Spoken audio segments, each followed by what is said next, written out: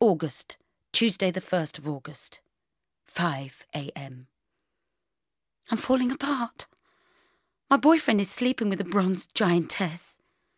My mother is sleeping with a Portuguese. Jeremy is sleeping with a horrible trollop. Prince Charles is sleeping with Camilla Parker Bowles.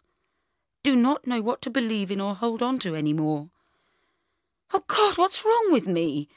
Why does nothing ever work out? Is it because I'm too fat? After rooftop encounter, I didn't say a single word to Daniel. Just put my nose in the air, slithered past him, marched down to the street into car and drove away.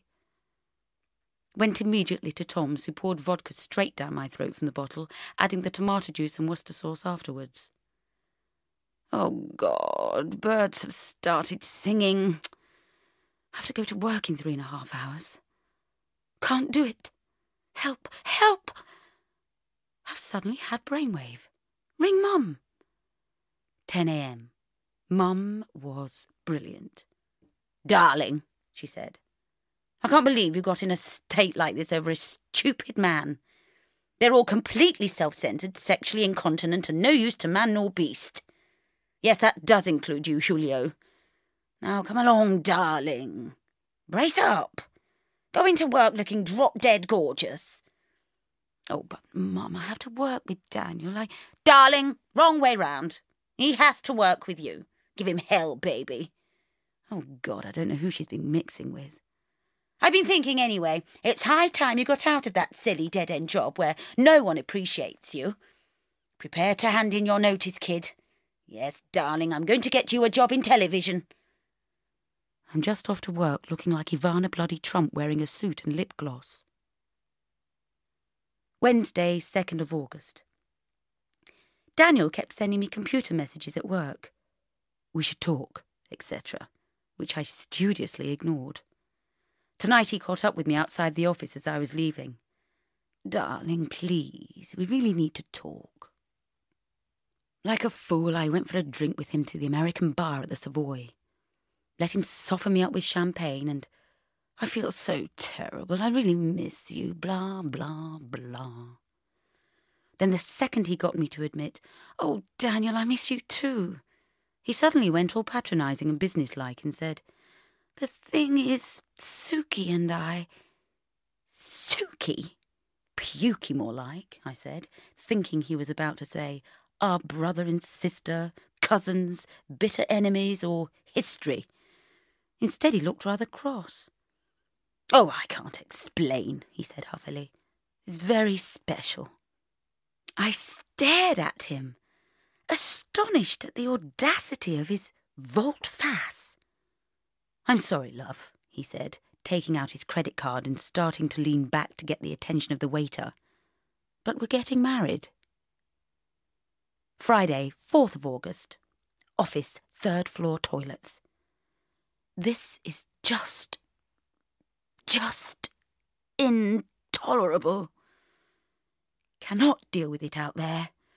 I heard Daniel on the phone arranging to meet Pukey tonight, and he said in a flopsy bunny voice, not too bad. So far. And I knew he was talking about my reaction, as if I were Sarah Bloody Keys or someone. Wednesday, 9th of August, 8 a.m. Ugh. In physically disastrous state from hangover, but emotionally very much cheered up by a night out with Jude and Sharon. Jude arrived in Vixen from Hell fury because vile Richard had not showed up for relationship counselling. The therapist woman obviously just thought he was an imaginary boyfriend and I was a very, very sad person. So what did you do? I said sympathetically. She said I had to talk about the problems I had that were unrelated to Richard. But you don't have any problems that are unrelated to Richard, said Sharon. I know. I told her that. Then she said I had a problem with boundaries and charged me 55 quid. 9 a.m. Blimey. Mum just rang. Darling, she said. Guess what? Good afternoon are looking for researchers. Current affairs. Terribly good. I've spoken to Richard Finch, the editor, and told him all about you. I said you had a degree in politics, darling. Don't worry, he'll be far too busy to check. He wants you to come in on Monday for a chat. Monday? Oh, my God. That only gives me 5 days to learn current affairs. Saturday, 12th of August. Right. Determined to be V positive about everything. I'm going to change life. Become well-informed, current affairs, stop smoking entirely, and form functional relationship with adult man. 5:45 p.m. Trying to concentrate hard on memorising names of shadow cabinet. Midnight. Call Tom, who took me to a party a friend of his from art school was having at the Saatchi Gallery to stop me obsessing. Bridget, he muttered nervously as we walked into the white hole and sea of grunge youths. You know it's uncool to laugh at installation, don't you? Okay, I said sulkily. I won't make any dead fish jokes. Someone called Gav said, Hi. 22 maybe? Sexy? In a shrunken T-shirt revealing a chopping board-like midriff. It's really, really, really, amazing, Gav was saying. It's like a solid utopia with these really, really, really good echoes of, lost national identities. He led us excitedly across the big white space to a toilet roll, inside out with the cardboard outside the paper. They looked at me expectantly. Suddenly I knew I was going to cry. Tom was now drooling over a giant bar of soap bearing the imprint of a penis. Gav was staring at me. Wow, that is a really, really, really wild, he whispered reverently as I blinked back tears. Response. Just going to the loo, I blurted, rushing away past a configuration of sanitary towel bags. When I came out, Tom was waiting outside. Come and talk to Gav, he said. He's really, into you. Then he took one look at my face and said, Oh, shit, I'll take you home. It's no good. When someone leaves you, apart from missing them, apart from the fact that the whole little world you've created together collapses, and that everything you see or do reminds you of them, the worst is the thought that they tried you out, and, in the end, the whole sum of parts which adds up to you got stamped reject by the one you love. Gav likes you, said Tom. Gav is 10. Anyway, he only liked me because he thought I was crying about a toilet roll. Well, you were in a way, said Tom. Bloody git Daniel. Sunday, 13th of August. The bad night. On top of everything else, tried to read myself to sleep with new issue of Tatler, only to find Mark Bloody Darcy's face smouldering out from feature on London's 50 most eligible bachelors, going on about how rich and marvellous he was. Ugh! Made me even more depressed in way cannot fathom. 6 p.m. Rang up Jude. As luck would have it, Jude had just been reading a brilliant book called Goddesses in Every Woman. Apparently, the book says that at certain times in your life everything goes wrong, and you don't know which way to turn, and it is as if everywhere around you stainless steel doors are clamping shut like in Star Trek. What you have to do is be a heroine and stay brave without sinking into drink or self-pity, and everything will be okay. Monday, 14th of August. Oh, God. Terrified about interview. I've told Perpetua I'm at the gynecologist. I know I should have said dentist, but opportunities to torture the nosiest woman in the world must not be allowed to slip through the net. Oh, my God. Who's the Shadow Defence Secretary? Oh, fuck. Oh, fuck. Shit. Telephone. I can't believe it. Terrifying telephonic teenager with patronising South London sing-song going, Bridget, hello, Richard Finch's office here. Richard's in Blackpool this morning, so he won't be able to make the meeting. Rescheduled for Wednesday. Will have to pretend have recurring gynecological condition. Wednesday, 16th of August. Instead of being ushered into the office to meet the great Richard Finch, I was left pouring sweat in reception for 40 minutes before being picked up by the sing-song personal assistant, Patchouli, who sported lycra cycle shorts and a nose stud and blanched at my jigsaw suit. "Richard says to come to the conference, know what I'm saying?" she muttered, powering off down a corridor while I scurried after her. She burst through a pink door into a vast open-plan office strewn with piles of scripts, TV screens suspended from the ceiling, charts all over the walls, and mountain bikes propped against the desks. At the far end was a large oblong table where the meeting was in progress. A plump, middle-aged man with curly blonde hair, a denim shirt, and Christopher Biggins spectacles was jigging up and down at the end of the table. Come on, he was saying, holding up his fist like a boxer. "I'm thinking Hugh Grant. I'm thinking Elizabeth Hurley. I'm thinking how come he gets away with it. That's it. How does a man with a girlfriend with looks like Elizabeth Hurley have a blowjob from a prostitute on a public highway and get away with it?" I couldn't believe this. What about the shadow cabinet? Suddenly he was looking straight at me. "Do you know?" The entire table of Grund's youths stared. You must be Bridget," he shouted impatiently. "How does a man with a beautiful girlfriend manage to sleep with a prostitute, get found out and get away with it?" I panicked. My mind went blank. "Well," he said. "Well, come on, say something." "Well, maybe," I said, because it was the only thing I could think of.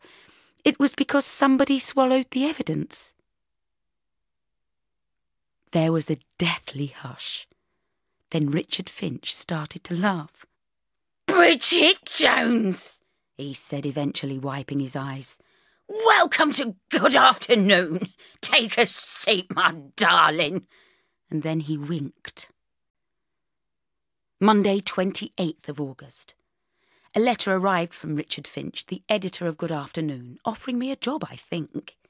This is all it said. "OK, my darling, you're on."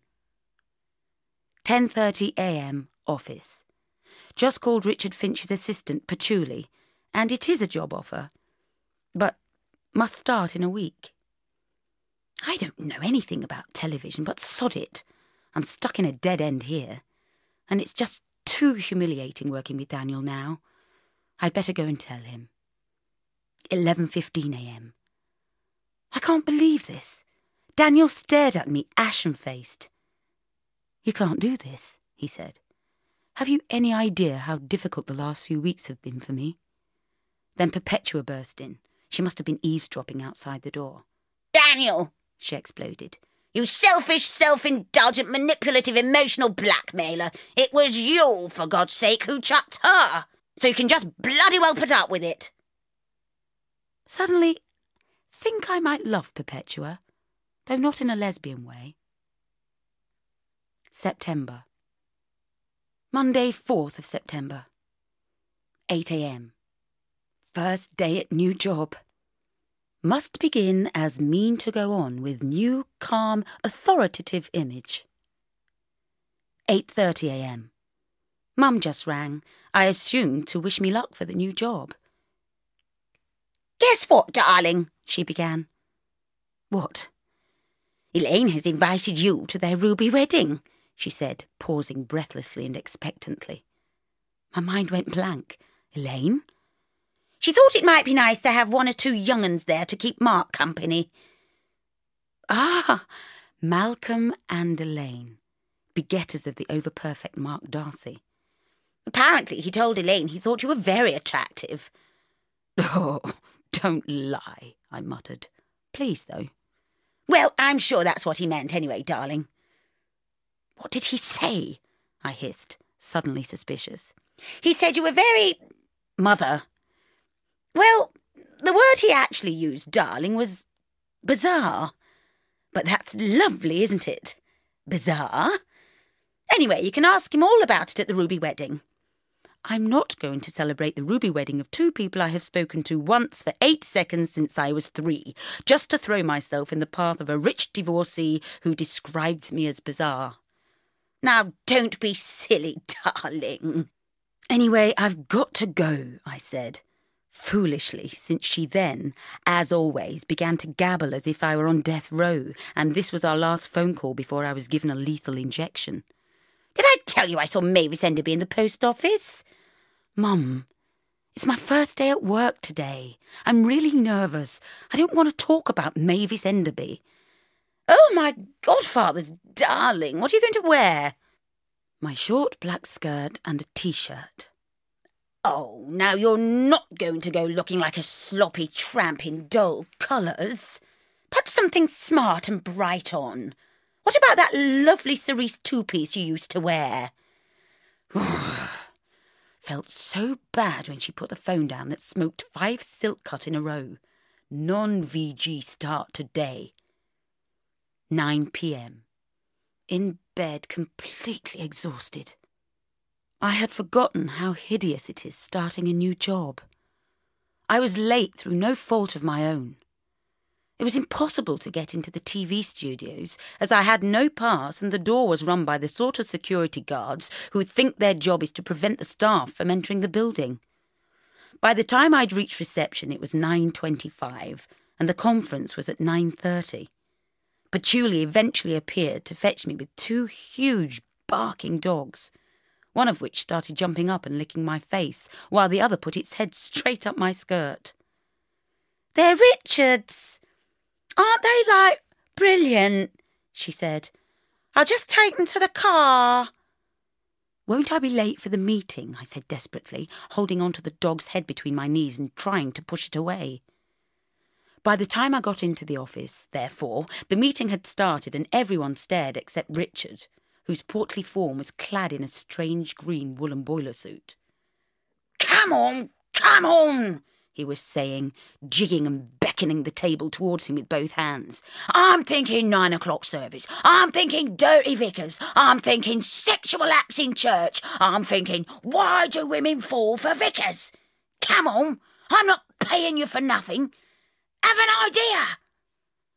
"Why don't you interview Joanna Trollope?" I said. "A Trollope?" he said, staring at me blankly. "What Trollope?" "Joanna Trollope. The woman who wrote The Rector's Wife that was on the telly." "The Rector's Wife? She should know." A leery smile spread across his face. "Brilliant," he said to my breasts. "Absolutely fucking brilliant." When the meeting was over, I rushed to the loo to recover my composure, where Patchouli was making herself up next to her friend, who was wearing a sprayed-on dress that showed her pants and midriff. "This isn't too tarty, is it?" the girl was saying to Patchouli. "You should have seen those bitch 30-something faces when I walked in." "Oh." Both girls looked at me, horrified, with their hands over their mouths. "We didn't mean you," they said. I'm not sure if I'm going to be able to stand this. Saturday, 9th of September, 8 p.m. Off to dinner party. All the smug marrieds keep inviting me on Saturday night now I'm alone again, seating me opposite an increasingly horrifying selection of single men. Midnight. Oh dear. Everyone was trying to cheer up the spare man. 37, newly divorced by wife, sample view. I have to say, I do think Michael Howard is somewhat unfairly maligned. Don't know what you're complaining about. Jeremy was holding forth to him. Men get more attractive when they get older, and women get less attractive. So all those 22-year-olds who wouldn't look at you when you were 25 will be gagging for it. I sat, head down, quivering furiously at their inferences of female sell-by dates. Oh yes, I quite agree it's much the best to go for younger partners, I burst out airily. These days I'm only really interested in men in their early 20s. They are so much better able to, well, you know. Really? Said Magda, rather too eagerly. How? Yes, you're interested, interjected Jeremy, glaring at Magda. But the point is, they're not interested in you. Excuse me. My current boyfriend is 23, I said sweetly. There was a stunned silence. Well, in that case, said Alex, smirking, you can bring him to us next Saturday when you come to dinner, can't you? Bugger! Where am I going to find a 23-year-old who will come to dinner with smug marrieds on a Saturday night instead of taking contaminated ecstasy tablets? Rang Tom to moan about the no 23-year-old date crisis. What about Gav? He said. Gav? You know, the guy you met at the Saatchi Gallery. Do you think he'd mind? No, he was really into you. He wasn't. Shut up. He was. Stop obsessing. Leave it to me. Tuesday, 19th of September. Blimey, must hurry. About to go on a date with Diet Coke young whippersnapper. Gav turned out to be completely divine and behaved exquisitely at Alex's dinner party on Saturday, flirting with all the wives, fawning over me, and fielding all their trick questions over our relationship with the intellectual dexterity of a fellow of all souls. Unfortunately, I was so overcome with gratitude in the taxi on the way back, I was powerless to resist his advances. I did, however, manage to get a grip of myself and not accept his invitation to go in for coffee. Subsequently, however, I felt guilty about being a prick teaser. So when Gav rang and asked me round to his house for dinner tonight, I accepted graciously. Midnight. Feel like old woman of the hills. It was all very sweet and shy to start with. Gav had cooked spag bog. The problem came when food preparation and serving were over and activities turned to conversation. We ended up, for some reason, talking about Princess Diana. It seemed such a fairy tale. I remember sitting on that wall outside St. Paul's at the wedding, I said. Were you there? Gav looked embarrassed. Actually, I was only 6 at the time. Eventually we gave up on conversation and Gav, with tremendous excitement, this, I recall, the fabulous thing about 22-year-olds, began to kiss me and simultaneously try to find entrances to my clothes. Eventually he managed to slide his hand over my stomach, at which point he said, it was so humiliating. You're all squashy.